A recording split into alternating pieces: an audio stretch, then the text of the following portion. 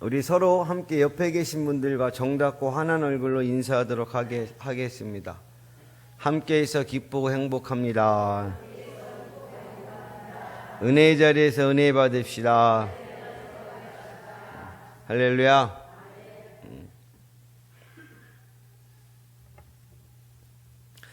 이 세상 모든 사람들은 행복한 삶과 축복된 삶을 살기를 원합니다. 그래서 행복한 삶과 축복된 삶을 살기 위해 나름대로 고민도 하고 노력을 합니다. 그런데 행복한 삶과 축복된 삶을 사는 것이 쉽지 않음을 경험하게 됩니다. 여러분들은 행복한 삶과 축복된 삶을 살아가고 있다고 자랑할 만합니까?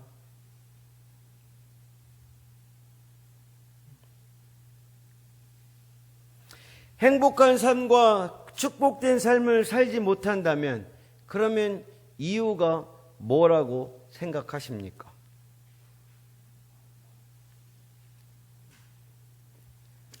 사람들이 행복한 삶과 축복된 삶을 살기 위해 노력을 하고 고민을 하는데 왜 잘 안 될까? 많은 사람들이 물질 풍성과 좋은 물건과 세상 것 소유를 통해 행복한 삶과 축복된 삶을 얻으려고 하기 때문입니다. 물질 풍성함과 좋은 물건 소유를 통해 얻은 만족함과 행복함은 오래 가지 못합니다. 우리 최순실의 죄악과 잘못과 인생 실수가 무엇입니까? 박근혜 전 대통령이 1988년 대구 달성 국회의원 재보선 선거에 출발했을 때 최순실 씨가 정치 자금을 내면서 국회의원 당선의 1등 공신 역할을 감당합니다. 박근혜 전 대통령이 그 이후 승승장구를 하였어요. 그 결과 최순실 씨가 가장 많은 혜택을 누렸습니다. 그녀는 약 2,500억 재산과 박근혜 대통령의 힘과 인사권과 기업 후원권 등을 걸머쥐었을 때 그녀는 만족했습니까? 만족함을 얻지 못하고 인간 욕망의 불은 더욱 타올랐습니다. 그래서 박근혜 전 대통령이 힘을 빌어서 대기업들로부터 후원금 774억 원을 받아 미르재단, K스포츠재단을 설립했고요. 박근혜 전 대통령 힘을 빌려서 자신이 세운 광고회사에 대기업 광고 주문을 하게 하였습니다. 전 남편과 이혼하고 젊은 아무개 씨와 불륜관계를 통한 그런 행동을 하다가 결벌을 하게 되었는데 불륜관계 남자가 버림받자 결정적인 자료와 증거들을 제공해 주어서 대통령 탄핵까지 연결된 것입니다. 자신의 딸 독일 정유라 그 독일 성마 연수를 위해 삼성으로부터 78억 원을 지원받았습니다. 결국은 최순실의 탐욕 행동과 욕정 행동이 끝없이 불타다가 대통령 탄핵을 만들어낸 것입니다. 행복한 삶과 축복된 삶을 살기 원하시면 우리 사랑하는 가족분들은 영적 세계를 잘 알아야 됩니다. 영적 세계는 어떤 세계입니까?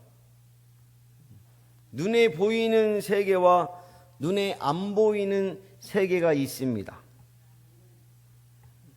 하나님이 통치하는, 마귀가 통치하는 세계가 있어요. 눈에 보이는 것과 눈에 안 보이는 것과 어느 세계가 더 중요할까? 눈에 안 보이는 세계가 훨씬 더 중요한 줄로 믿습니다. 눈에 안 보이는 세계가 눈에 보이는 세계를 좌지우지하기 때문입니다. 그런 행복한 삶, 축복된 삶을 살기 위해서 눈에 안 보이는 영적 세계가 잘 되어야 될 줄로 믿습니다. 우리 인간의 비극은 어디서 시작될까요? 운이 없어서, 우연함 때문에, 부모 잘못 만나서 우리 인간의 비극이 시작될까요? 아닙니다. 원수 마귀가 영적 세계에서 역사하는데 마귀 역사를 이기지 못할 때 생깁니다. 원수 마귀는 끊임없이 성도들의 삶 속에서 영적인 맹인과 기머거리가 되게 하여 하나님 말씀에 불순종하는 삶을 살게 합니다.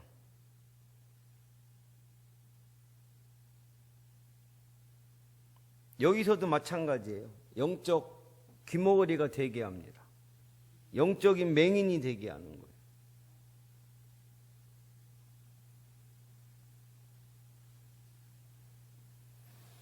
일시적인 즐거움과 쾌락과 만족함을 가져다주는 세상 것을 통해 죄악길을 걷도록 미혹합니다. 여러분, 목적이 무엇인지 아십니까? 그 목적은 행복한 삶과 축복된 삶을 파괴하기 위함이라는 것입니다. 오늘은 영적 전쟁 승리 비결이라는 제목으로 원수 마귀의 공격과 방해를 물리치고 행복한 삶과 축복된 삶을 살기 위해 어떻게 살아야 하는지 알아보도록 하겠습니다. 우리 영적 전쟁 승리 비결 첫 번째 함께 따라합니다. 겸손으로 허리를 동여야 합니다. 겸손으로 허리를 동여야 합니다. 우리 삶은 하나님의 은혜가 전적으로 필요합니다. 우리 모든 삶에 하나님이 은혜로 사람 만남의 은혜도 주시고 일 풀어짐의 은혜도 주시고 필요 채워주심의 은혜도 주시고 지켜주심의 그런 은혜도 우리에게 필요합니다. 하나님은 어떤 사람에게 은혜를 베풀어 주실까? 첫 번째로 겸손한 사람에게 은혜를 베풀어 주신다라는 것입니다. 우리 본문 5절 말씀 우리 함께 합독하겠습니다. 시작.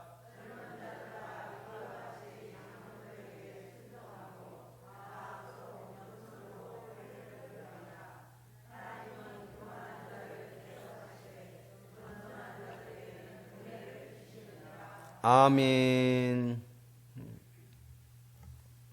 그럼 겸손은 얼마나 확실하게 가지고 살아야 될까?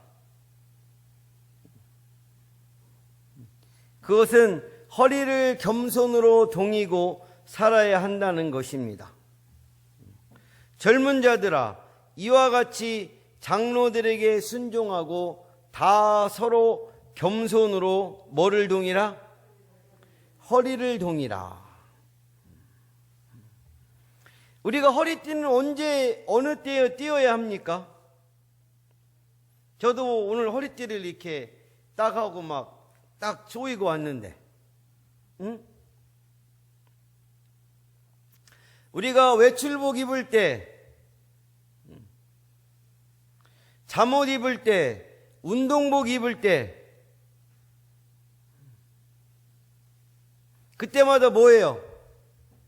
허리띠를 띄어야 됩니다. 그러니까 곧 옷만 입으면 무조건 겸손해야 한다는 것입니다. 겸손함을 얼마만큼 가져야 되느냐? 겸손으로 허리를 동이라라고 하였는데, 허리를 동이다라는 이 동이다라는 그런 뜻을 찾아보니까요, 당시 노예가 주인을 섬기기 위해 앞치마를 입고 허리를 동이는 것을 말하는 것입니다. 그러니까 주인 앞에 노예처럼 어떻게 하는 거예요? 에? 겸손하라는 거예요. 여러분, 그 당시에, 이 성경이 쓰여질 당시에 주인 앞에 노예는 어떤 목숨입니까? 파리 목숨이에요. 파리 목숨. 그러면 주인 앞에서 노예가 건방지게 에이 아저씨 이러면 돼요? 그럼 어떻게 모가지가 댕강하겠죠. 주인 앞에 자기가 살려고 하면은 겸손한 자세로, 할렐루야,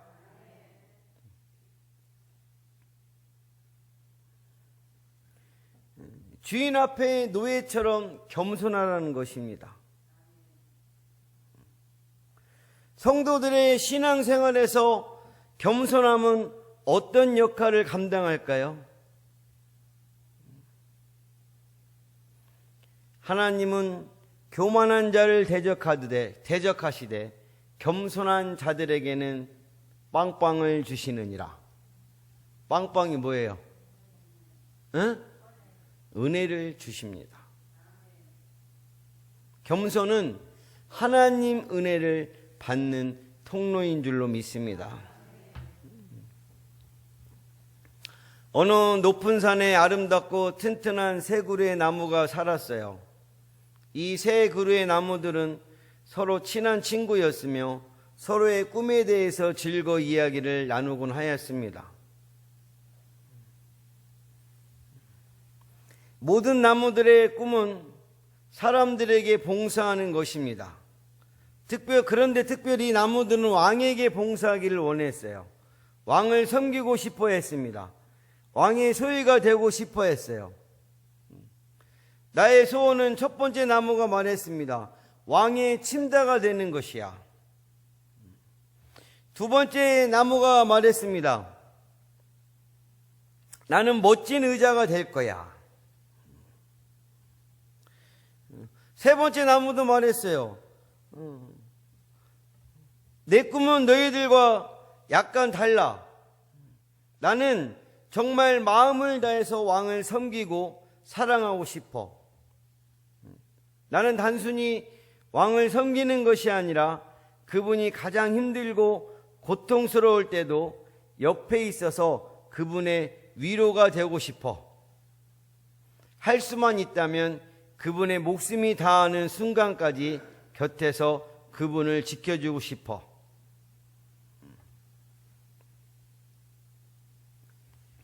많은 세월이 흘렀고 새 나무는 차례로 벌목되어 팔려갔습니다. 첫 번째 나무는 아주 작게 판자같이 잘려졌어요.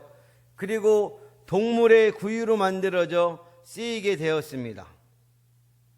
두 번째 나무는 좀 더 긴 조각으로 잘라졌습니다. 그리고 작은 고기 잡는 배로 만들어져 쓰이게 되었습니다. 세 번째 나무는 큰 두 개의 나무로 베어졌습니다. 그리고 그는 오랫동안 숲에 방치되어 있었습니다. 새 나무들은 모두 깊이 실망했고 상처를 받았습니다. 그들은 모두 자신들의 꿈이 이루어지지 않았다고 생각을 했습니다. 첫 번째 나무는 왕의 침대는 고사하고 날마다 동물의 냄새가 나는 모기와 동물의 더러운 주둥이의 악취 때문에 몸서리를 쳤습니다. 그러던 어느 날 밤 그의 구유는 마침 비어 있었어요. 그리고 그는 이상한 어떤 아이가 그 구유 위에 눕혀진 것을 알게 되었습니다. 그리고 여러 명의 목자들이 찾아오고 먼 곳의 박사들이 찾아와 경배하고 어떤 신기한 별빛이 그 구유 위에 누워있는 아기에게 비춰지는 것을 보았어요. 첫 번째 나무는 갑자기 그의 꿈이 이루어진 것을 알았습니다. 두 번째 나무는 고기잡이 배가 되어 날마다 냄새나고 더러운 죽은 생선들로 인해서 코가 썩을 지경이었습니다. 그 역시 모든 꿈을 포기하고 체념한 삶을 살았습니다. 그런데 어느 날 어떤 신기한 손님을 맞이하게 되었습니다. 그분은 배 위에 앉아서 말씀을 가르치고 계셨어요. 많은 사람들이 그의 말씀을 경청하였으며 나무는 이상하게도 마음이 평안해지는 것을 느꼈습니다. 어느 날 바람이 몹시 심하게 불고 파도가 요동치던 날 몇 번이나 나무는 파도에 휩쓸려 공중으로 뛰어올랐다가 떨어졌습니다. 나무는 자기가 산산조각이 나는 것처럼 느껴졌고 이제는 세상을 떠날 때가 되었다고 생각했습니다. 그런데 갑자기 나무는 자기의 배 안에서 전에 그 신비한 분이 주무시고 있다는 사실을 알게 되었어요. 나무는 깜짝 놀랐어요. 아니, 세상에 어떻게 이런 세상 상황에서 잠을 잘 수가 있지?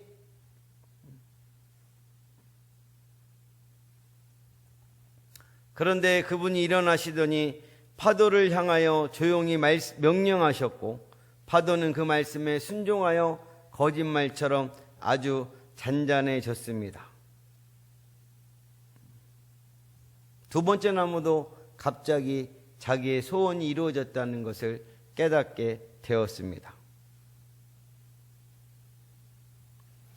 세 번째 나무는 깊은 산속에서 오랫동안 버려져 있었고 아무도 그를 거들떠보지 않았어요. 오랜 외로움 속에서 거의 꿈을 상실해져 갈 무렵에 그는 어느 날 산 위의 높은 곳으로 운반되어져 십자가의 형태로 세워지게 되었습니다. 그리고 그는 어떤 사형수를 매달게 되었습니다. 사람들은 그를 채찍으로 내리쳤으며 그를 십자가에 못 박고 조롱했습니다.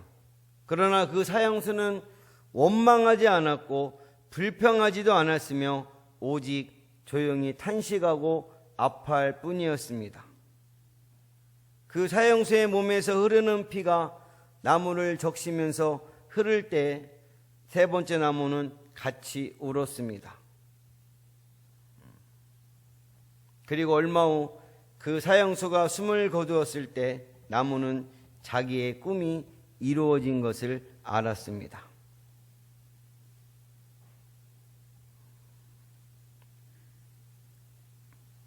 이 세 나무의 이야기가 다 어디에 쓰이신지 아세요?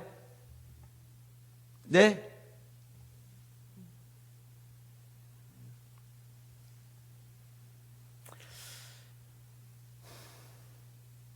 그래서 이 세 나무의 바람은 다 이루어졌습니다. 이제 세상의 모든 사람들의 죄를 씻는 구원의 상징으로 영원히 잊혀지지 않는 존재가 되었던 것입니다.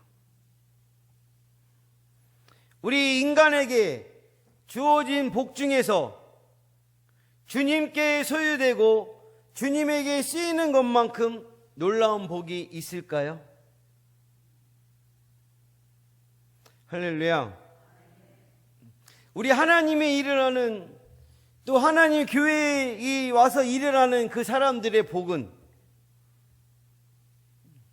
하나님의 그 복을 은혜로 채워주실 줄로 믿습니다. 또 하나님은 겸손한 자에게 복을 주시는 줄로 믿습니다.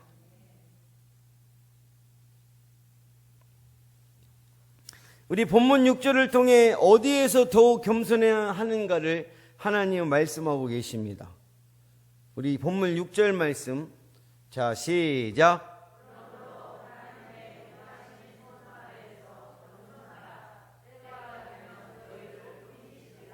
아멘. 하나님의 능하신 손 아래서 겸손한 것은 무슨 말씀입니까?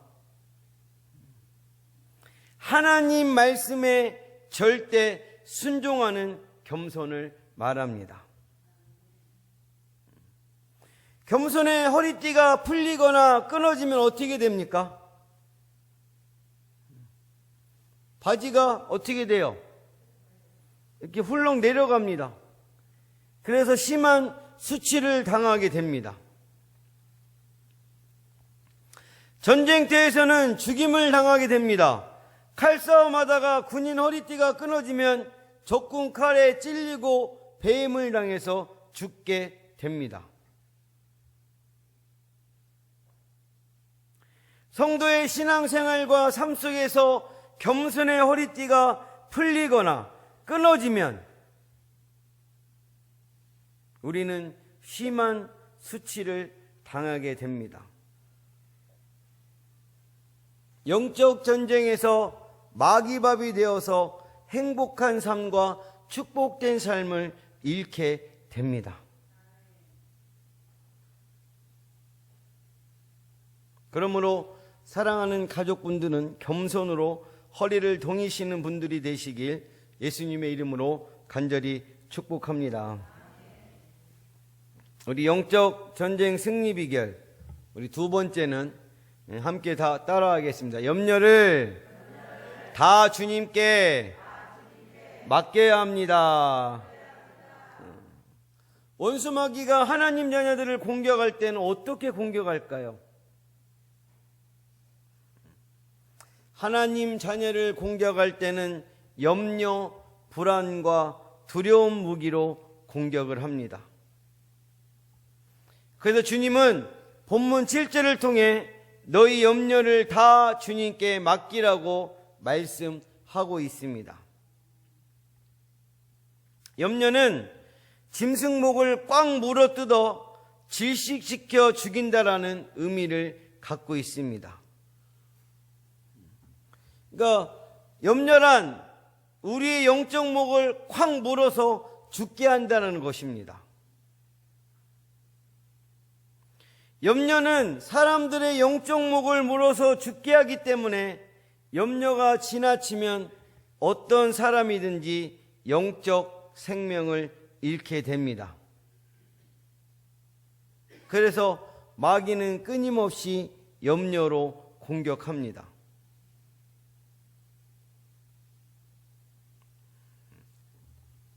코로나19가 다가왔습니다. 우리를 공격했어요. 그렇죠?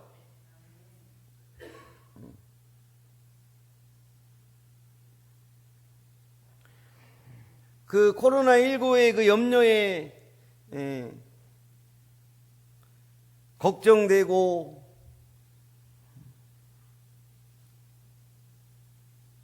그런 것 때문에 우리 모이는 것을 두려워합니다.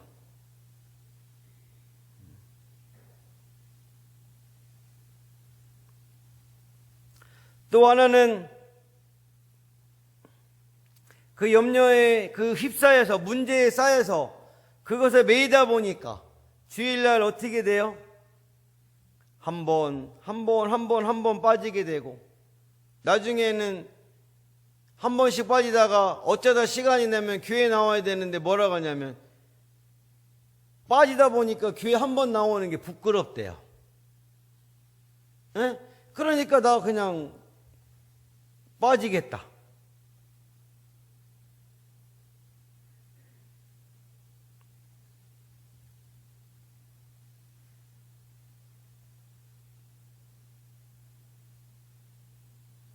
영적 목을 물어서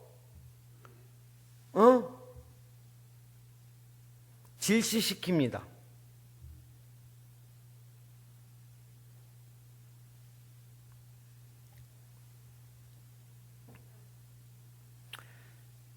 우리 삶 속에 진짜 염려와 근심할 일이 생기면 우리는 어떻게 해야 됩니까? 너희 염려를 다 누구한테? 주께 맡기라는 거예요. 맡기라는 의미는요, 염려, 근심들을 한꺼번에 완전히 내어 맡게 한다는 뜻입니다. 한꺼번에 완전히 맡기면 하나님이 100% 책임져 주신다라는 것입니다. 그런데 원수 마귀는 우리에게 하나님 말씀에 대한 의심과 불신 주사를 놓아서 염려하고 근심되는 문제를 주님께 맡기지 못하게 합니다.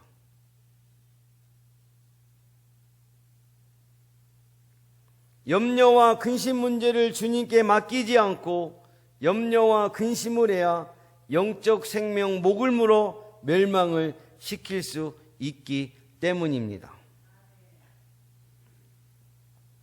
그래서 영적 전쟁에서 승리를 하기 위해서는 우리 모두 주님 말씀처럼 모든 염려를 다 주님께 맡기자. 할렐루야. 그 염려와 근심을 어떻게 맡길 수 있겠습니까? 기도를 통해 맡기라고 말씀하고 있습니다. 빌립보서 4장 6절에 7절 말씀 우리 다 같이 함께 합독하겠습니다.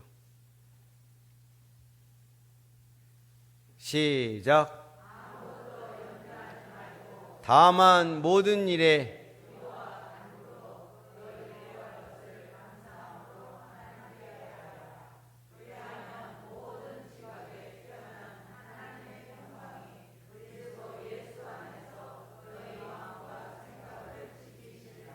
아멘.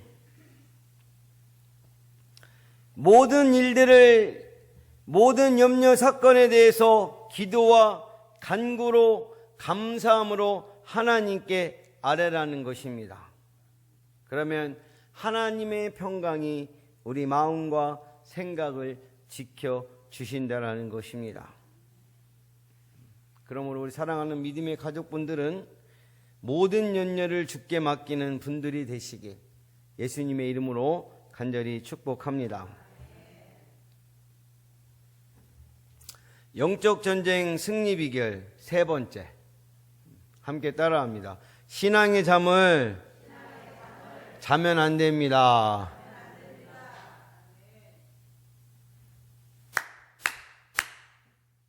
어떻게 깨세요?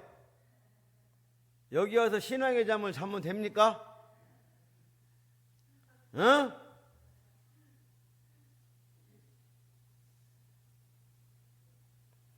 본문 8절을 말씀을 통해서 뭐라고 말씀하시면 근신하고 깨어라 라고 말씀하고 있습니다.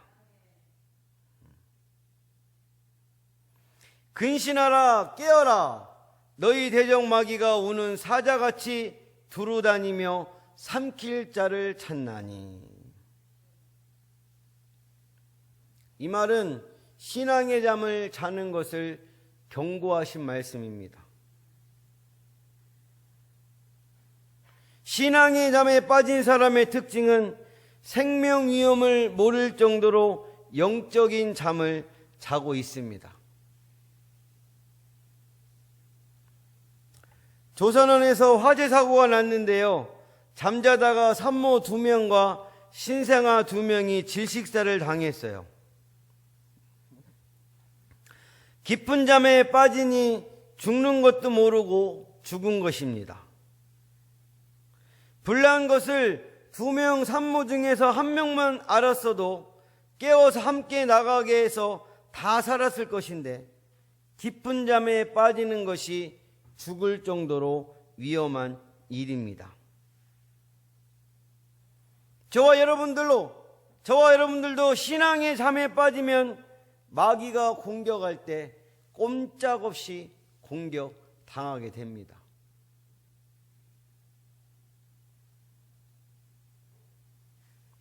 원수 마귀가 힘써서 하는 일이 무슨 일입니까? 우리 8절 말씀 시작.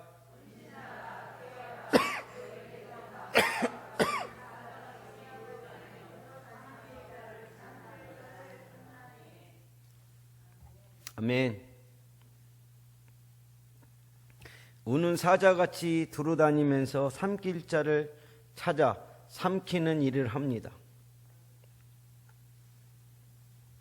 마귀가 우는 사자 같다라는 것은 뭡니까? 마귀의 사나움과 포악함을 강조하는 말입니다. 사자가 얼마나 잔인하고 포악한 짐승인지 아십니까? 다니엘서 6장 24절 말씀에 왕이 말하여 다니엘을 참소한 사람들을 끌어오게 하고 그들의 처자들과 함께 사자굴에 던져놓게 하였더니 그들의 굴 바닥에 닿기도 전에 사자들이 곧 그들을 움켜서 그 뼈까지도 부숴뜨렸더라.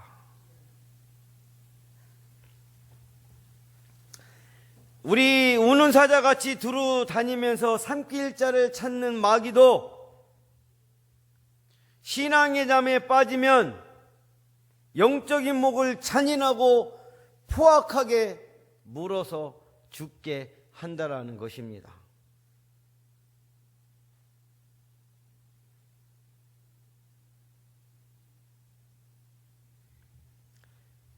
그러므로 우리는 신앙잠에 빠지지 않도록 영적으로 항상 깨어 있어야 될 줄로 믿습니다. 신앙잠에 빠지지 않고 항상 깨어 있는 성도의 특징은 무엇입니까?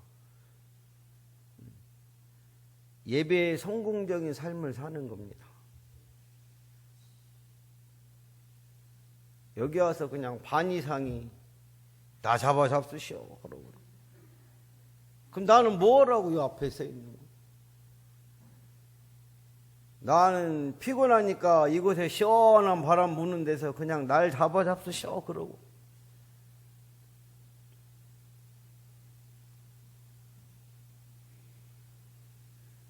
여러분들 왜 여기 와 있습니까?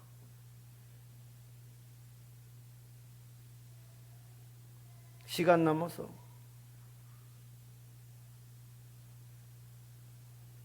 계속 나오던 데니까.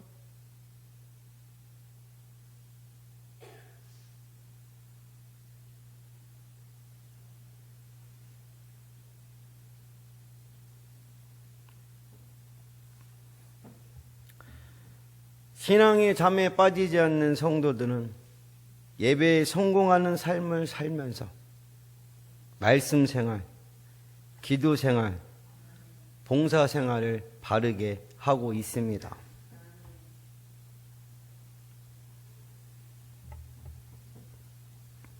마지막으로 마귀를 적극적으로 이길 수 있는 방법도 하나님께서 가르쳐 주셨습니다. 본문 9절 말씀입니다. 자, 함께 합독하겠습니다. 시작. 너희는 믿음을 굳건하게 하여 그를 대적하라. 이는 세상에 있는 너희 형제들도 동일한 고난을 당하는 줄을 알미라. 아멘. 믿음을 굳건하게 하여서 마귀를 적극적으로 대적하라는 말씀입니다. 마귀는 우리 교만함에 빠뜨려서 하나님이 대적하는 인생이 되게 하려고 공격합니다. 우리 본문 5절 말씀에 하나님은 교만한 자를 대적하시되,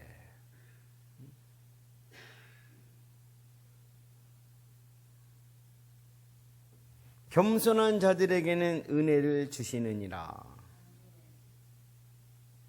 우리 사랑하는 가족분들, 주인 앞에 노예처럼 모든 사람들과 모든 일에 믿음을 굳건하게 하여 겸손하시는 분들이 되시기 바랍니다.